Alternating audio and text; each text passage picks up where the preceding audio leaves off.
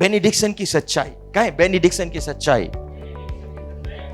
और हम लोग देख रहे हैं कि कई लोगों के लिए ये जो बेनिडिक्शन है, जो आशीष वचन है, वो एक धार्मिक मंत्र बनकर रह गया है, जहां पर परमेश्वर ने बेनिडिक्शन, आशीष वचन इसीलिए दिए कि उनके लोग आशीषित हो, उनके लोग फलवंत हो। फलवंत होने का जरिया परमेश्वर ने दिया।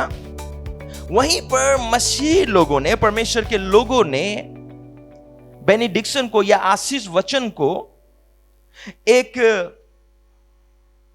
धार्मिक उच्चारण मात्र में कन्वर्ट कर दिया।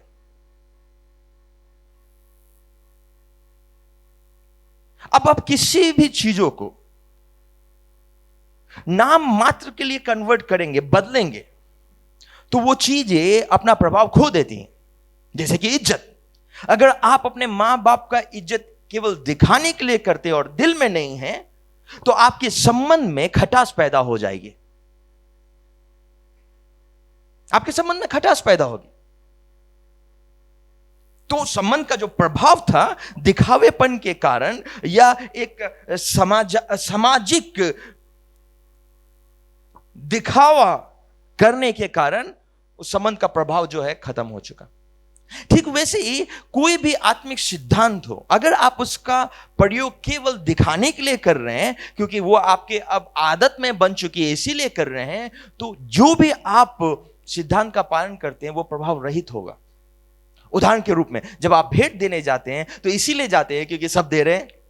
क्योंकि आप भेंट देने जाते हैं तो इसीलिए जाते हैं क्योंकि रविवार आपको भेंट देना है। आप 10वां हिस्सा इसीलिए देते हैं क्योंकि आपके पापा देते थे, आपके दादा देते थे, इसीलिए आप भी 10वां हिस्सा दे रहे हैं। पास्टर बार बार बोलते हैं इसीलिए आप 10वां हिस्सा दे रहे हैं। तो क्या हो गया? आपने उस भेंट, उस 10वां हिस्सा का आत्मिक प्रभाव गुमा दिया है।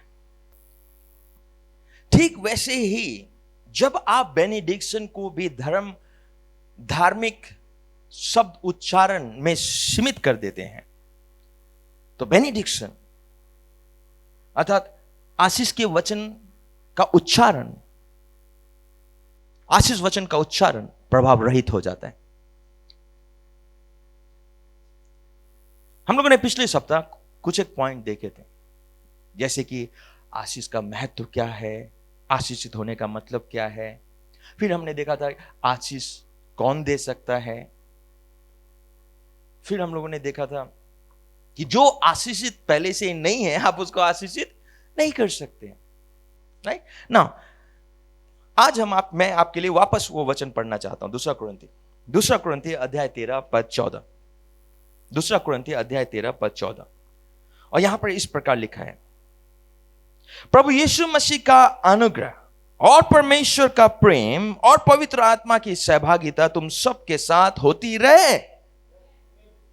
अब जब इस आशीष शब्द का, आशीष वचन का उच्चारण आपके कलीसियाओं में किया जा रहा है, यह केवल मंत्र नहीं है, यह केवल खोखला शब्द नहीं है, लेकिन जो भी अगुए आपके ऊपर इन शब्द का उच्चारण कर रहे हैं, वो सच में बता रहे हैं कि प्रभु यीशु मसीह का बढ़ता हुआ अनुग्रह आपके ऊपर सदैव रहे। घोषणा किया जा रहा है कि परमेश्वर का प्रेम आपके ऊपर सदा बना रहे और आप पहचाने उसके प्रेम को।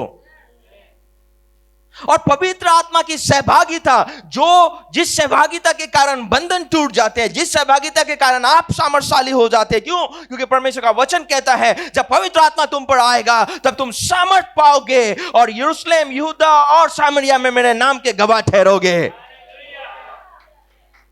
उस पवित्र आत्मा की सहभागिता आपके साथ में सदा ठहरता रहे। अब इसका मतलब क्या हुआ? उस आशीष शब्द का उच्चारण का मतलब हुआ कि आप सदा तक सुसमाचार सुनाते रहें, आप सदा तक लोगों को चंगाई देते रहें, आप सदा तक लोगों को छुटकारे में लेकर आते रहें। See, that is the point to declare कि आप सदा परमेश्वर के प्रेम को जानते रहें।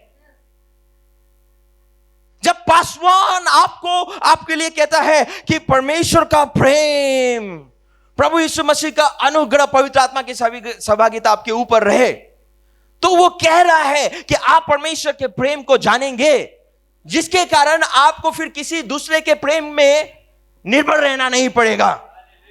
कई बार होता है कि आप निर्भर रहते हैं दूसरे के प्रेम में, मुझे वो अच्छा बोल दे, मुझे वो अच्छा कर दे, और आप सब कुछ करते हैं अपने आप को अच्छा दिखाने के लिए, ताकि लोग आपसे प्रेम करें।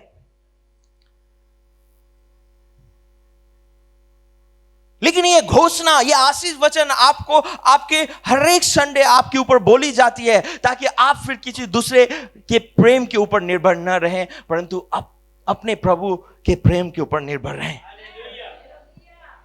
That is the power. लेकिन होता क्या है, जब आप इसको नहीं समझते हैं, आप हर एक बार कलीसिया आते हैं और उसका जो जो आपको आपके जीवन में विजय बनाने की आशीष है, आप उसको घुमा के चले जा रहे हैं।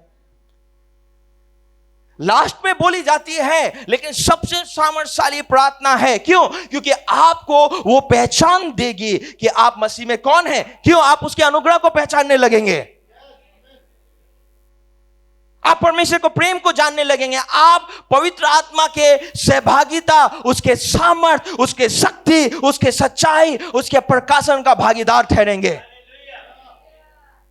That is the power, that is the power of benediction. और ये डेली हर एक संडे आपके लिए बोली जाती है। लेकिन आप में से कई लोगों ने इसको एक ठंडे बस्ते में डाल दिया है और इसको बिल्कुल प्रभाव रहित कर दिया। इसीलिए कलीसिया में आने वाले लोग दूसरों को खुश करना चाहते हैं। गले लगा, मतलब किसी किसी को नाटक में देखता हूं, मतलब गले लगा के गाल से गाल चिपका कर चुम्मा देते हैं और दिल में करवाहट भरी हुई है। क्रिसमस में आ जाएंगे, sister hallelujah praise the Lord, और अंदर करवाहट भरी है। ब्रदर कैसे हैं आप, सब कुछ अच्छा चल रहा है, और आप मन में सोच रहे हैं इसका तो सब कुछ बर्बाद हो जाए तो अच्छा हो जाएगा।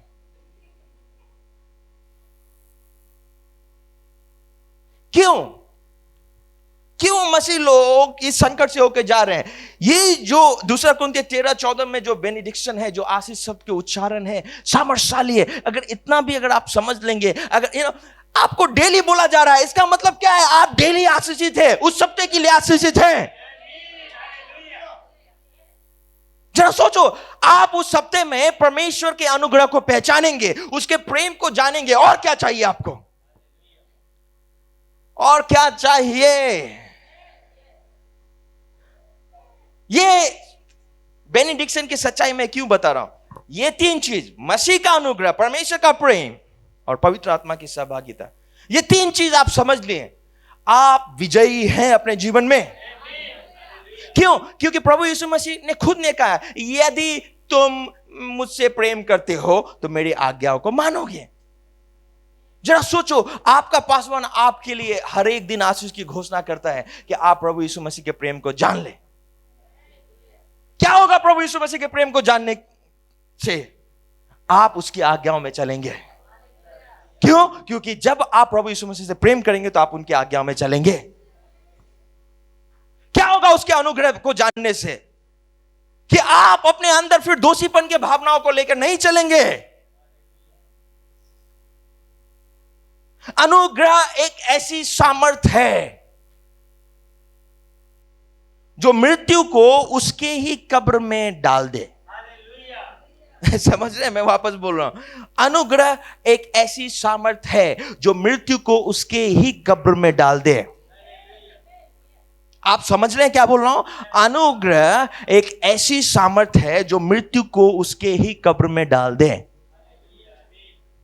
चाहे वो मृत्यु आपके अब फाइनेंस में क्यों ना हो, संबंध में क्यों ना हो, शरीर में क्यों ना हो, जिस दिन आप अनुग्रह को समझ लेंगे,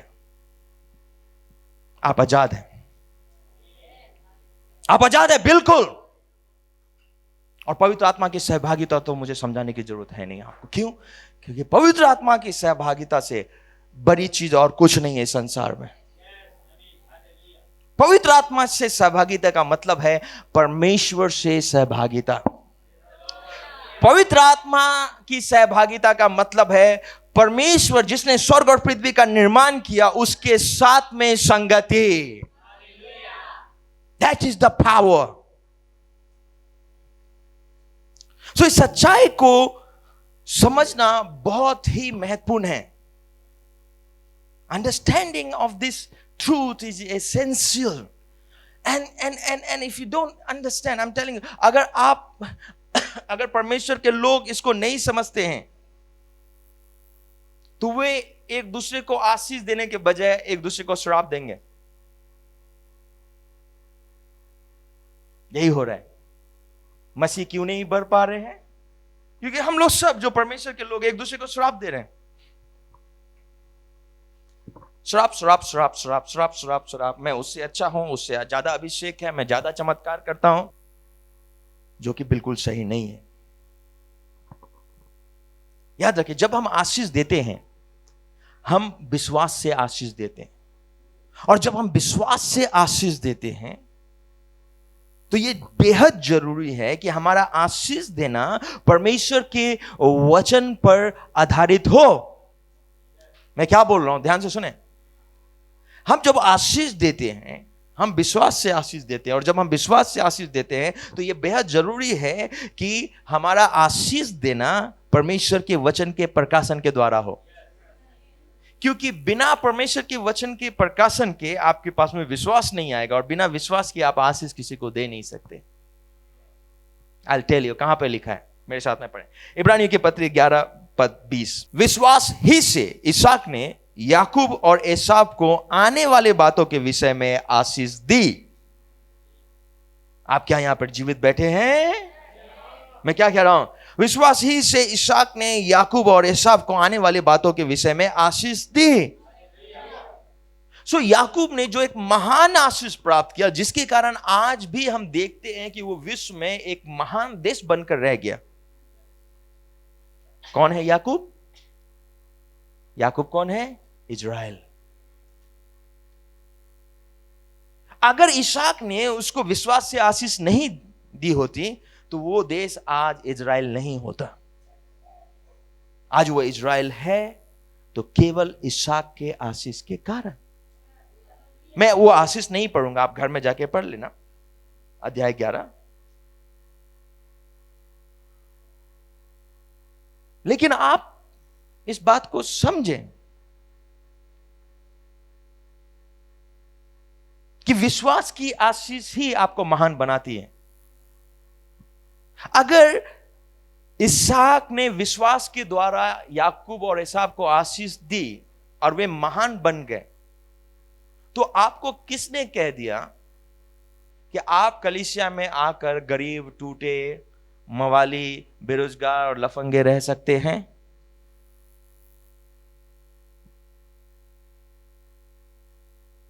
और याकूब ने और इसहाक ने तो एक ही बार आशीष दी। आप यहां पर बार बार आते हैं और आपको आशीष दी जाती है। आप कैसे सेम रह सकते हैं? बिल्कुल भी नहीं।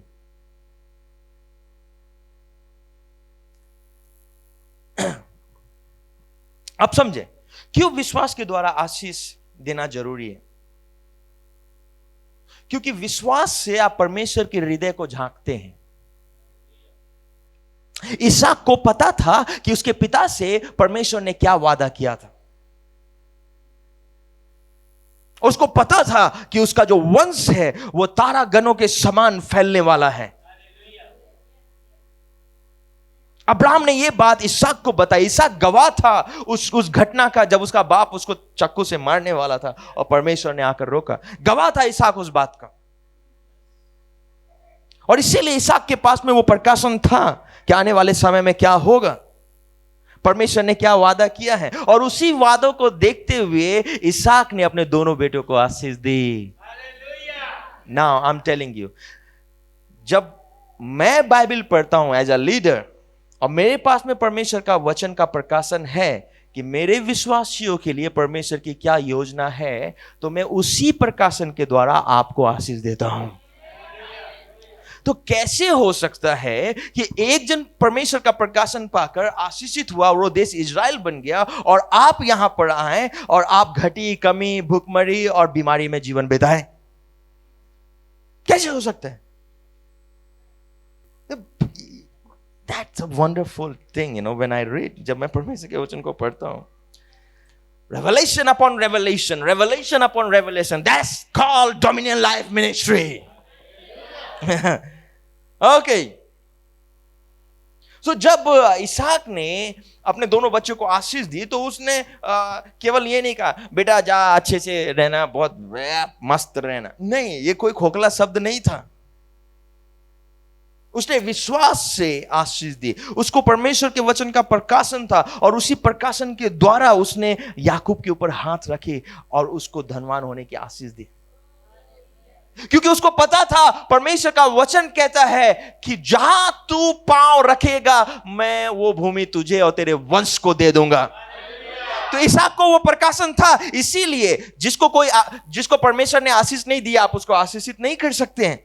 लेकिन इसहाक एक चैनल बन गया, परमेश्वर ने जो भविष्यवाणी की थी उन भविष्यवाणियों को प्रकट करने का एक चैनल बन गया, और उसने याकूब को कहा तेरे खत्ते भरे पूरे रहेंगे, और याकूब एक धनी व्यक्ति बना। जब याकूब को आशीष मिली, उसका बल्ले बल्ले हो गया, उसको पता था उसको क्या मिल गया है, और वो वहां से ऐसा भागा कि एसाव के हाथ में जब तक बूढ़ा नहीं हो गया तब तक नहीं आया, क्योंकि उसको पता था उसने एसाव से क्या छीन लिया है। जब आपके पास में प्रकाशन हो आशीष का, तो लेने वाले भी दबा कर लेते हैं और देने वाला भी दबा कर देता है। I'm telling you, आपको ऐसा कलीसिया जाना चाहिए जहां पर आपके पासवान के पास में वचन का प्रकाशन हो और उसको आशीष देनी आती हो।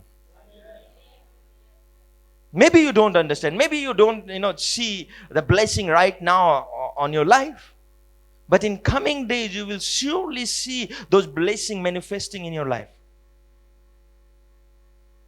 पक्की बात है। हो सकता है आपको वो आशीष नहीं दिखे अभी, लेकिन आने वाले समय में आप जरूर आशीष को देखेंगे। याकूब ने उसी समय आशीष को नहीं देखा, उसको उस समय तो भागना पड़ा, लेकिन जैसे ही वो बड़ा हुआ वो किसी राजा से कम नहीं हुआ। उसके वंश दूसरे देश के प्रधानमंत्री बन बैठे। I'm telling you, इतना ज्यादा कि लोग उनसे डरने लगे। वो इतने अमीर हो गए, उसका जो याकूब का जो वंश था वो इतने अमीर हो गए कि यहां तक कि राजा भी उनके आगे घुटने टेक देते थे। मतलब जरा सोचो, राजा के पास में भी इतना धन नहीं है जितना एक आम नागरिक के पास में धन है। जरा सोचो, कैन यू इमेजिन? मतलब आप क्या सोच भी सकते हैं?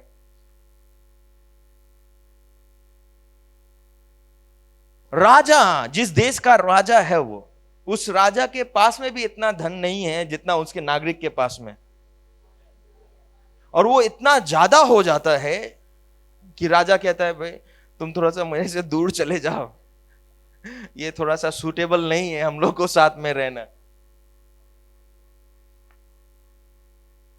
दुख की बात है, मसीह लोग ऐसा नहीं है। मसीह लोगों को यहां से लताड़ा जा रहा है, मसीह लोगों को वहां से लताड़ा जा रहा है। मसीह लोग 2-2 हजार रुपया के लिए रो रहे हैं, किसी के आगे हाथ फैला रहे हैं। क्यों? क्योंकि वे आशीष को नहीं समझ पाते।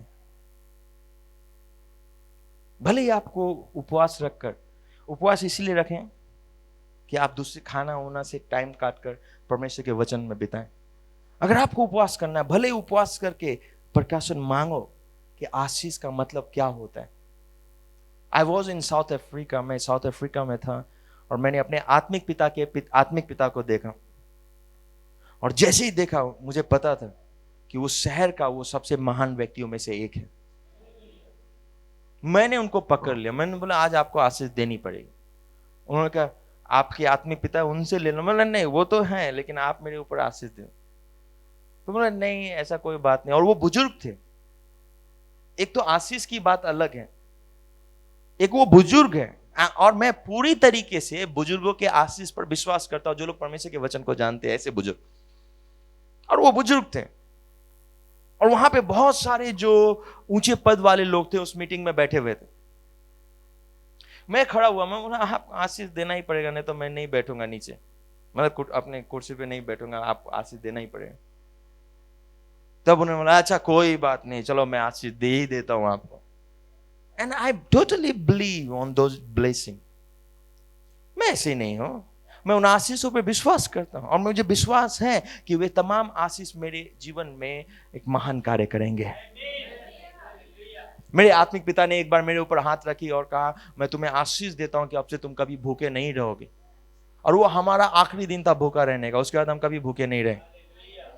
हाँ, तो मैं आशीष पे विश्वास करता हूं। क्यों? मेरे पिता को आत्मिक प्रकाशन है कि परमेश्वर ने किसी को भी भूखा रहने के लिए इस पृथ्वी पर नहीं बुलाया है। उस प्रकाशन से उसने मुझे आशीष दी, मैंने आशीष ग्रहण किया, फिर हम भूखे नहीं रहे। That is the power of benediction। यही है सामर्थ बेनिडिक्शन का। बेनिडिक्शन आशीष के शब्द का उच्चारण।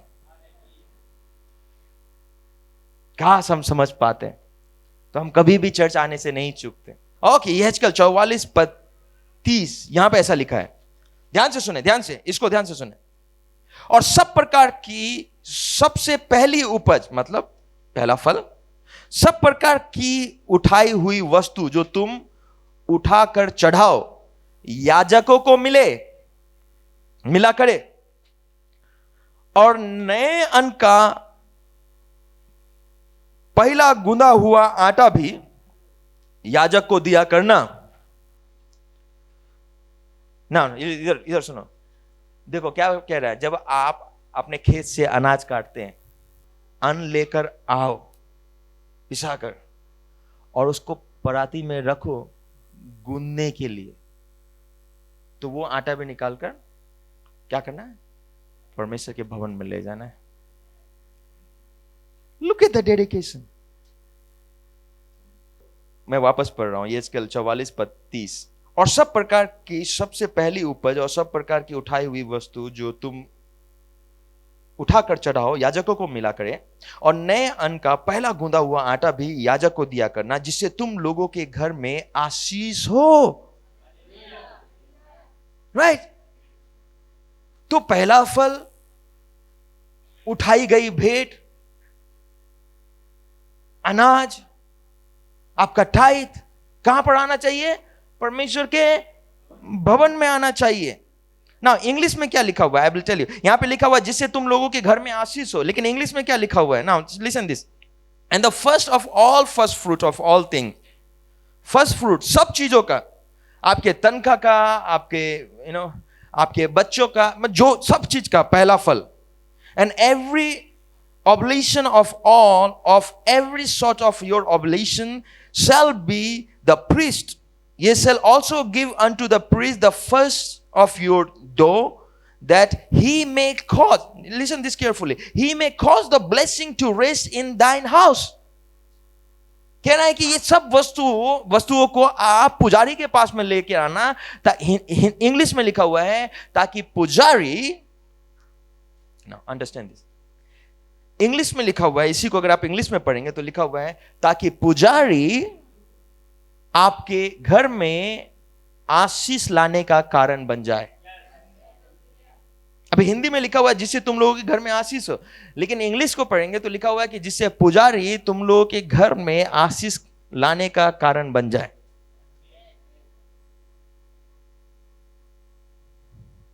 तो आपका 10वां हिस्सा भेंट कहां जाना चाहिए?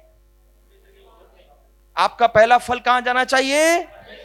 यस, आप परमेश्वर के भवन में, गरीबों के पास नहीं, आपके जरूरतमंद परिवार के पास में नहीं, लेकिन परमेश्वर के भवन में ना। स्क्रिप्चर देखिए, परमेश्वर का वचन देखिए, यहां पे लिखा हुआ है कि परमेश्वर ने, अगर आप इसको पढ़ेंगे ध्यान से तो इससे क्या समझ पाते हैं? अगर आप इसको देखेंगे, जिससे तुम लोगों के घर में आशीष हो, किसके द्वारा? पुजारी के द्वारा। इसका मतलब परमेश्वर ने पुजारी को ठहराया है कि वो आपको आशीष देवे। पुजारी को इसीलिए ठहराया गया है ताकि वो आपके जीवन में परमेश्वर के वचन के प्रकाशन के द्वारा आशीष को रिलीज करे। इसीलिए परमेश्वर ने पुजारी को ठहराया है। लेकिन बहुत बार हम क्रिश्चियन लोग कुछ ऐसा करते हैं जिसके कारण हम अपने जीवन में मानो एक पॉइंट में है तो घूम फिर के वहीं आते हैं, घूम फिर के वहीं आते हैं, and we are not growing. और हमको लगता है हम क्यों नहीं बढ़ रहे हैं, और हम घूम रहे हैं। हमारे पास में प्रतिज्ञा है तब भी हम घूम रहे हैं, हमारे पास में आशीष है तब भी हम घूम रहे हैं, और हमको पता ही नहीं हमारे जीवन में स्पेशली फाइनेंस कभी बढ़ ही नहीं पाते, हमारा सेविंग कभी ऊपर ही नहीं जाता है। सेविंग क्या, हमको मतलब जब लॉकडाउन हुआ था तो कई लोगों को मांगने के स्थान पर आ गए वो। क्यों? ऐसा नहीं होना चाहिए। परमेश्वर की प्रतिज्ञा है, लॉकडाउन के समय में आप दूसरे लोगों को देंगे, दूसरों से मांगेंगे नहीं। हम तो मांगने की अवस्था में आ गए। जिसके पास में प्रतिज्ञा है तो हम घूम रहे हैं, और वो आशीष कभी भी हमारे पास में नहीं पहुंची है। क्यों? क्योंकि हम लोग कुछ एक ऐसा काम कर देते हैं जो सिद्धांत से बिल्कुल आउट ऑफ ट्रैक है, परमेश्वर के सिद्धांत से आउट ऑफ ट्रैक है। और यही है, उनमें से ये जो हम लोग डिस्कस कर रहे हैं यही है।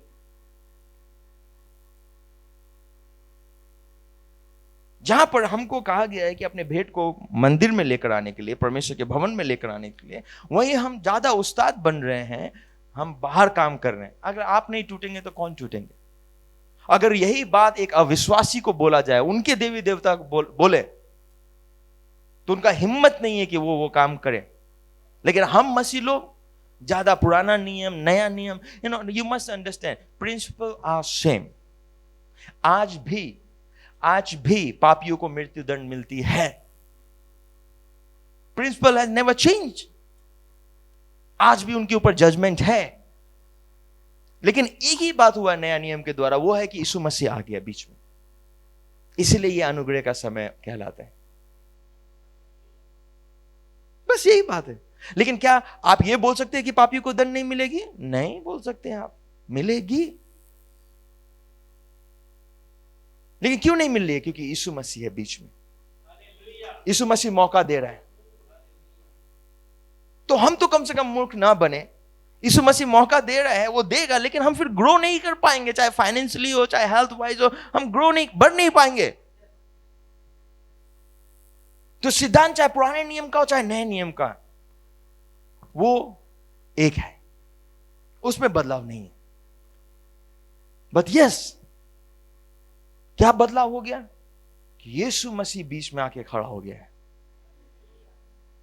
जिसके कारण हमको अनुग्रह मिलता है, जिसके कारण हम भेंट चोरी होने के बावजूद, बिचौरी करने के बावजूद बर्बाद नहीं हो रहे हैं। क्या है ये? अनुग्रह है। लेकिन अगर आप सोच रहे हैं कि मैं तो चोरी कर ले रहा हूं, लेकिन कहां, मैं मर भी नहीं रहा हूं, मैं मर भी नहीं रहा हूं, मेरे साथ में कुछ बुरा भी नहीं हो रहा है, वो इसीलिए क्योंकि यीशु मसीह खड़ा है। लेकिन सबसे बड़ा प्रश्न आपको यह पूछना चाहिए, अगर आप मर नहीं रहे हैं, उसके बजाय क्या आप बढ़ रहे हैं? यीशु मसीह को आकर आपको मरने से तो बचा रहा है, यीशु मसीह आकर आपको गरीब होने से तो बचा रहा है, लेकिन क्या वो आपको धनवान बना रहा है? अगर नहीं, तो आपको अपना रास्ता बदलने की जरूरत है। That is the truth. That is the truth. क्या मेरे साथ में, भेंट 10वां हिस्सा और पहला फल परमेश्वर के भवन में लेकर आओ। तो हम लोग बात कर रहे थे कि परमेश्वर ने अगुओं को ठहराया है आशीष देने के लिए। तो जब आप ये लेकर आते हैं, और आप लोग लेकर आते हैं, so it's better place to bring, and then your leaders or pastors or prophet, give blessing. आपका जो अगुए हैं, भविष्यवक्ता जो भी हैं, आपके ऊपर आशीष की घोषणा करते हैं, वो आशीष आपके जीवन में लगती है, आती है। हालेलुया। तो देखा आपने किस प्रकार आशीष वचन हमारे जीवन में एक बहुत बड़ा प्रभाव छोड़ती है। शायद हम में से बहुत सारे लोगों ने आशीष वचन के महत्व को अपने जीवन में गुमा दिया है, लेकिन जब आप आशीष वचन के महत्व को समझते हैं और उनकी सच्चाई को अपने जीवन में ग्रहण करते हैं, ये बहुत सारे बंधनों को तोड़ देती है। इसलिए प्रियो, कलीसिया में जब आप उपस्थित होते हैं, आशीष वचन के शब्द को हल्के में ना लें। यह आपके जीवन को बेहतर के लिए हमेशा के लिए बदल सकती है। जब भी आप कलीसिया में उपस्थित होते हैं और आपके पासवान, आपके प्रॉफिट्स, आपके लीडर जब आपके लिए आशीष भी बोलते हैं और या केवल इस शब्द का भी उच्चारण करते हैं कि गॉड ब्लेस यू, परमेश्वर आपको आशीष दें, इसको ग्रहण करना सीखें, क्योंकि इसी के द्वारा आपके जीवन में एक बहुत बड़ा बदलाव आ जाती है। मैं आपको उत्साहित करूंगा कि ये ट्रूथ ऑफ बेनिडिक्शन जो अभी सीरीज चल रही है, इसको लगातार सुने। हम और भी डीप में बात करेंगे, हम और भी गहराइयों में जाकर बात करेंगे और हम बात करेंगे कि कैसे इसको अपने जीवन में प्रकट होता देखें।